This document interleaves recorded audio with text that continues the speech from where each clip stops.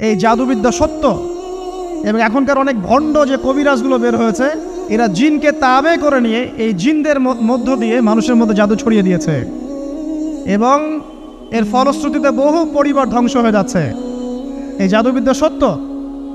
আরও একটা জিনিস সত্য, নবী সাল্লাল্লাহু আলাইহি ওয়াসাল্লাম বলেছেন ইন্না আইনাল হক, চোখের নজর সত্য। নবী করিম সাল্লাল্লাহু আলাইহি ওয়াসাল্লাম বলেছেন চোখের বদনজর সত্য। এই যে আমরা বলি ফেসবুকে এত বেশি ছবি দিয়েন না ভাই, ছবি তুলেন না, ছবি তুলেন না, বারবার যে বলি নিষেধ করি। কারণ কি জানেন? একটাই কারণ, বিকজ চোখ লাগাটা সত্য।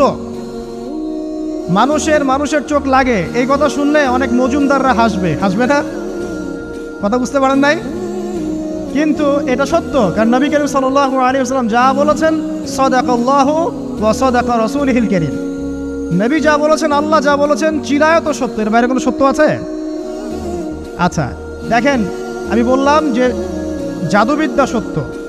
এই জাদুবিদ্যার চর্চা মানুষ করে, এখনও করে, এবং এই জাদু দিয়ে মানুষের ক্ষতি করার জন্য জিনের প্রয়োজন হয়, দুষ্ট জিন। এই জিনগুলোকে মানুষ তাবে করে মানুষের ক্ষতি করার চেষ্টা করে। দেখবেন এখন গ্রামে গঞ্জে শহরে সব জায়গায় ছড়িয়ে পড়েছে না?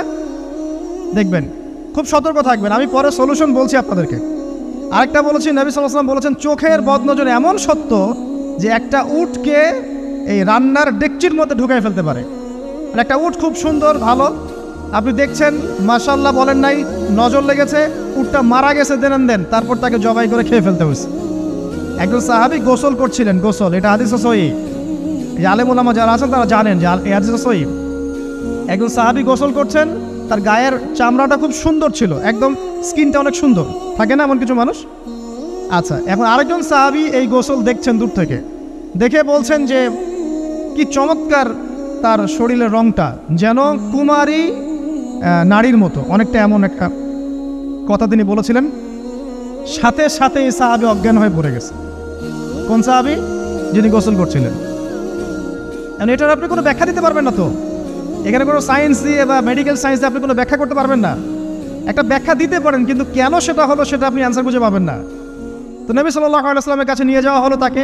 তিনি বললেন যে এই ব্যক্তির ব্যাপারে কি কেউ ভালো মন্দ কিছু বলেছিল? তখন একজন সাহাবী বলেন, হ্যাঁ, অমুকে বলেছে এর স্কিনটা অনেক সুন্দর, ওকে ডেকে নিয়ে আসো। ওকে ডেকে আনা হলো। ডেকে আনার পর নবীজি তাকে অনেক শাসালেন, তোমরা তোমাদের ভাইদেরকে কি মেরে ফেলতে চাও? তখন এই সাহাবী তো অবাক, আমি আবার কখন মারতে চাইলাম ইয়া রাসূলুল্লাহ? আমি তো মারতে চাই নাই, আমি তো খালি বলেছি যে তার গায়ের রংটা অনেক সুন্দর। তখন তিনি বললেন, কেন তুমি সুবহানাল্লাহ বললে না? কেন তুমি মাশাআল্লাহ বললে না? যখন মাশাআল্লাহ বলবেন, সুবহানাল্লাহ বলবেন, নজরটা লাগবে না। আর যখন আপনি মাশাআল্লাহ বলবেন না, সুবহানাল্লাহ বলবেন না, দেখবেন নজর লেগে গেছে। আপনি বিশ্বাস করেন ব্যবসা খুব ভালো চলছে, মানুষ বললো যে বাহ তোর তো ব্যবসা হেভি, লালে লাল শাহজালাল, ঠিক আছে, দেখবেন আপনার কেনা বেচা বন্ধ হয়ে গেছে। এরকম হবে, আমার কথাটা বিশ্বাস করেন। এটা কিন্তু সায়েন্স প্রমাণ করতে পারবে না, আল্লাহ এবং তার রাসূল বলেছেন, তার উপরে কোনো সত্য নেই। আছে সূরা কাহফ 29 নম্বর আয়াত পড়ে দেখেন, আল্লাহ পাক বলছেন ওয়াকুলিল হাক্কু মির রাব্বিকুম, সত্য সেটাই যা তোমার রবের পক্ষ থেকে আসে। ফামান শাআ ফালইউমিন, যার ইচ্ছা হয় বিশ্বাস করুক, ওয়ামান শাআ ফালইয়াকফুর, যার ইচ্ছা হয় সে অস্বীকার করুক। এই কারণে আমরা বলি ফেসবুকে এত বেশি ছবি দেওয়া, এই আই ওয়াশ করা, এই যে শোডাউন করা, হ্যাঁ, ইসলামের কিছু কাজ করলেন একদম মানুষকে না দেখাইতে পারলে ঘুম হচ্ছে না, এগুলো বন্ধ করেন, এগুলো বন্ধ করে দেন আল্লাহর ওয়াস্তে। অফলাইনে কাজ করেন, নিজেকে গোপন করার চেষ্টা করেন। যত বেশি মানুষের কাছে নিজেকে এক্সপোজ করবেন, কাজের বরকত কমে যাবে, কাজের বরকত কমে যাবে, চোখ লাগবে, নজর লাগবে। এবং চোখ লাগা বদ নজরে বহু আলেম আস্তে আস্তে মাঠ থেকে মাইনাস হয়ে গেছে না? যায় নাই? এখন কি আলেমদের সংখ্যা বেশি না কম? যত দিন যাবে আলেমের সংখ্যা আরও কমে যাবে। নবীজি বলেছেন আলেমদের সংখ্যা কমতে থাকবে, মানুষ জাহেলদেরকে আলেম বানিয়ে নেবে। তো প্রিয় ভাইরা, জাদুবিদ্যা সত্য, চোখের বদনজর সত্য, রাতের এই অনিষ্টগুলো সত্য, রাতের বেলা অনেক ক্ষতি আছে। এই জন্য নবীজি বলছেন বাচ্চাদেরকে বাইরে বের করো না, এবং তোমরাও রাত যখন গভীর হবে তখন এদিক ওদিক ঘোরাফেরা করো না। দেখবেন রাত যত গভীর হয় আমাদের শহরগুলো তত জীবিত হয়, তাই না? তাই না? রাত যত গভীর হচ্ছে শহর তত জীবিত হয়। চায়ের দোকানে আড্ডা বেশি, ওই সিনেমা দেখছে, টিভি দেখছে, ক্যারাম খেলছে, লুডো খেলছে, ঘুম নাই। ঘুম কখন? ফজরের আগে আগে। ফজরের নামাজ কিন্তু নাই, ফজরের ঠিক আগে আগে, আবার ওই যে জোহরের নামাজের সময় উঠতেছে। এখন আমাকে বলেন, এরকম জেনারেশনকে দিয়ে কি আসলে ইসলামের কোনো খেদমত হবে? আচ্ছা, নবীজি রাতের বেলা আর্লি ঘুমাতেন। আল্লাহ পাক আমাদের সবাইকে তাড়াতাড়ি ঘুমানোর তৌফিক দান করুন। হ্যাঁ, আপনি ইলম চর্চা করলে রাত জেগে থাকতে পারেন, আপনি যদি জ্ঞান চর্চা করেন রাত জাগতে পারেন, আপনি কোনো গবেষণা করছেন, নামাজ পড়ছেন বা কোরআন হিফজ করছেন, আপনি রাতের আর্লি উঠবেন, এটা আলাদা বিষয়। কিন্তু কমনভাবে আমাদের এই যে ফেসবুক, ইউটিউবিং ইত্যাদিতে আমরা লিপ্ত থাকি, সারা রাতটা কাটাই আড্ডাবাজি করে, এগুলো বন্ধ করতে হবে। এগুলো বন্ধ না করলে ফিজিক্যালি আমরা মানে সুস্বাস্থ্যের অধিকারী হতে পারবো না। সারা দিনটা আমাদের একটা কি বলবো অলসতার ভাবে যাবে এবং দিনের বেলা কাজগুলো ব্যাহত হবে। এতে করে আমাদের উম্মার এই পুরো বড় যে তরুণ প্রজন্ম আছে এদেরকে আপনি সম্পদে পরিণত করতে পারবেন না। তাই এই সিস্টেমটা চেঞ্জ করা দরকার। নবীজি রাতের বেলা এই সূরা বাকারার শেষে 3টা আয়াত তেলাওয়াত করতেন, আমরা করবো ইনশাআল্লাহ। আরেকটা আমল বলে দেই, নবী করিম সাল্লাল্লাহু আলাইহি ওয়াসাল্লাম রাতের বেলা সূরা মুলক তেলাওয়াত করতেন। কোন সূরা এটা? কোন সূরা? তাবারাকাল্লাযী বিয়াদিহিল মুলক। কয়টা আয়াত আছে? 30টা আয়াত আছে। নবীজি বলেছেন সাল্লাল্লাহু আলাইহি ওয়াসাল্লাম যে এই সূরা আপনাকে কবরের আযাব থেকে বাঁচাবে ইনশাআল্লাহ। কবরের আযাব থেকে তো ভাই বাঁচা খুব সহজ নাকি? আমাদের মধ্যে এমন কেউ নাই, শোনেন, আমাদের মধ্যে এমন কেউ নাই আলেম জালেম মুফতি মুহাদ্দিস রাজনৈতিক নেতা পলিটিশিয়ান বিরোধী দল জাতি তারপরে যে সরকার দল যে আছে না কেন, কবরের শাস্তি ফেস করবে না এমন একটা মানুষ নাই, কেউ নাই পৃথিবীতে। এই যে আপনি দেখছেন ওই যে কি ইসরায়েলের প্রধানমন্ত্রী, ওই রাশিয়ার প্রধানমন্ত্রী, ওই চায়নার সভ্যতা, পশ্চিমা সভ্যতা, এমন কেউ নাই পৃথিবীতে এখন যাকে কবরের শাস্তি ভোগ করতে হবে না। আছে? সবচেয়ে লঘু শাস্তি মানে লঘু চাপ, এটা বলতে গেলে আসলে আমি ভাষা হারায় ফেলি। তারপরে বলছি আল্লাহ পাক আমাদের সবাইকে হেফাজত করুন, আমিন।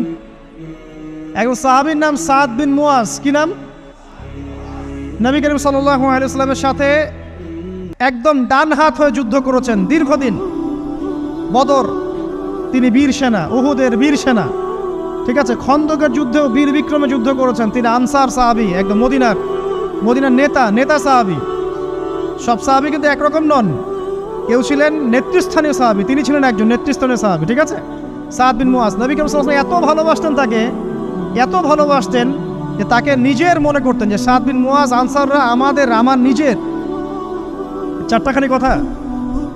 এই সাহাবীর খন্দকের যুদ্ধে এই যে হাতের এই দিকে সম্ভবত হাতের এই রগের মধ্যে একটা তীর এসে লাগে এখানে, এবং তীরটা তিনি বের করতে গিয়ে রক্তটা ছিঁড়ে যায়। এরপর ফিনকি দিয়ে রক্ত বের হওয়া শুরু হয়। চিকিৎসা করে করে রক্ত বন্ধ করা যায় নাই, এবং এই রক্তের প্রবাহিত রক্তেই আল্লাহর ইচ্ছায় তিনি শাহাদাত বরণ করেন, তিনি ইন্তেকাল করেন। নবী করিম সাল্লাল্লাহু আলাইহি ওয়াসাল্লাম প্রচণ্ড ব্যথিত হন, মানে মনটা তার খুব নরম হয়ে যায় সাদ বিন মুয়াজ রাদিয়াল্লাহু আনহুর জন্য। তো এই সাহাবীর যখন জানাজার নামাজ পড়ানো হচ্ছে, নবীজি বলছেন 70,000 ফেরেশতা তার নামাজে অংশ নিয়েছে। আর এই সাহাবীকে যখন কবরে শোয়ানো হয়েছে, নবী করিম সাল্লাল্লাহু আলাইহি ওয়াসাল্লাম পরে জানিয়েছেন কবরের যে মৃদু চাপ, সাদ বিন মুয়াজ রাদিয়াল্লাহু আনহুর কবরেও সেই মৃদু চাপ দেওয়া হয়েছে। আমি কি বুঝাতে পারলাম ভাই? আমাদের কোনো দাম আছে এখনকার পলিটিশিয়ানদের কোনো দাম আছে? এখনকার সমাজ নেতার কোনো দাম আছে? এখনকার সুদখোরদের কোনো দাম আছে? এই ঘুষখোর দুর্নীতিবাজদের কোনো দাম আছে? আমরা যারা কাঠমোল্লা হয়ে আছি আমাদের কোনো দাম আছে? সাদ বিন মুয়াজ রাদিয়াল্লাহু আনহু যদি কবরের শাস্তি তাকে না ছাড়ে, প্রশ্নোত্তর পর্ব তাকে না ছাড়ে, আমরা পার পাবো? নবী করিম সাল্লাল্লাহু আলাইহি ওয়াসাল্লাম বলছেন সূরা মুলক তেলাওয়াত করো রাতের বেলা, ইনশাআল্লাহ সূরা মুলকের তেলাওয়াত কবরের আযাব থেকে তোমাকে বাঁচান। আর আমাদের তো ভাই কবরে সবাই সাথে যাবে না, গার্লফ্রেন্ড যাবে না, বাপ মা ভাই বোন সবাই যাবে না। একজন ব্যক্তি সুদ খাচ্ছে, জিজ্ঞাসা করে দেখেন কেন খায়, বলবে তার সন্তানের জন্য খায়, তার বউয়ের জন্য খায়, তার মা বাবাকে দেখতে হবে তাই খায়, তাই না? একজন ব্যক্তি ঘুষ খায়, বলবে আমার পরিবারের জন্য খাই। একজন দুর্নীতি করছে, পুকুর চুরি করছে, বলবে দুর্নীতি করছে আমার পরিবারের জন্য খাই, পরিবার ভালো থাকবে। সবার একই এক্সকিউজ যে পরিবার যেন ভালো থাকে, আমার সন্তানরা যেন ভালো থাকে, আগামী প্রজন্মের জন্য কিছু রেখে যেতে পারি, তাই না? এরকম একটা মানুষও কি আপনার সাথে কবরে যাবে? আর এই বোকা মানুষ কেন বোঝে না যে আপনার কবরে আপনাকেই যেতে হবে? তাহলে আপনি কি কারণে অন্যের কারণে নিজের পরকাল নষ্ট করছেন? অন্যের সুখের জন্য আপনি আপনার পরকাল নষ্ট করছেন। সুদ খাচ্ছেন, দিব্যি মায়ের সাথে জেনা করছেন। আপনাদের এলাকায় নাকি সুদের সমস্যা অনেক বেশি। কয়েকটা হাদিস বলে দেই, আমি ওদেরকে আক্রমণ করতে আসি নাই। আমি শুধু তাদেরকে 3টে হাদিস শোনাতে এসেছি। 1 নম্বর হাদিস শোনেন। আল্লাহর নবী মুহাম্মদ সাল্লাল্লাহু আলাইহি ওয়াসাল্লাম বলেছেন, সুদের পাপের 73টা শাখা আছে। কয়টা? কোনো হাদিসে 70টাও আছে, কোনো হাদিসে 73টা আছে। বলছেন যে সবচেয়ে নিচের শাখাটা হচ্ছে, সুদের পাপের সবচেয়ে নিচের শাখা হচ্ছে যে যেন কোনো ব্যক্তি তার মাকে রেপ করলো, তার মাকে ধর্ষণ করলো। 1 দিরহাম যে ব্যক্তি সুদ খায়, সহিহ বুখারীতে আরেকটা হাদিস এসেছে, সে যেন 36টা মেয়েকে ধর্ষণ করল। আর আমি একটা কথা বানায় বলছি না, যদি বিশ্বাস না হয় কওমি মাদ্রাসা আছে, আলেম ওলামা আছে, গিয়ে বুখারী খুলতে বলেন, পড়তে বলেন, খালি একবার পড়তে বলেন, দেখেন যদি না থাকে তাহলে আমাকে এর সাথে থাপ্পড় দিয়ে যায়। যদি না থাকে হাদিস এটা, তাহলে আমার গালে একটা থাপ্পড় দিয়ে যায়। আর যদি থাকে তাহলে আল্লাহর রাস্তায় সুদ খাওয়া ছেড়ে দেন। কোনটা করবেন? চ্যালেঞ্জ করবেন?